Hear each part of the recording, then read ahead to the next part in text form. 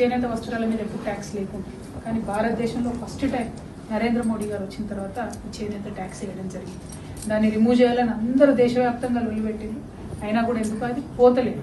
అయితే ఇక్కడ రాహుల్ గాంధీ గారు మన రాష్ట్రానికి ప్రచారానికి వచ్చినప్పుడు ఏం చెప్పారంటే, సరే మోడీ గారు వేసిరు 5%, మేము తెలంగాణలో అధికారంలోకి వస్తే ఈ 5% మేము రద్దు చేస్తామని రాహుల్ గాంధీ గారు జడ్చర్లలో సభ జరిగినప్పుడు మన కుల బాంధవులందరినీ కూడా కలిసి వారు చెప్పడం జరిగింది.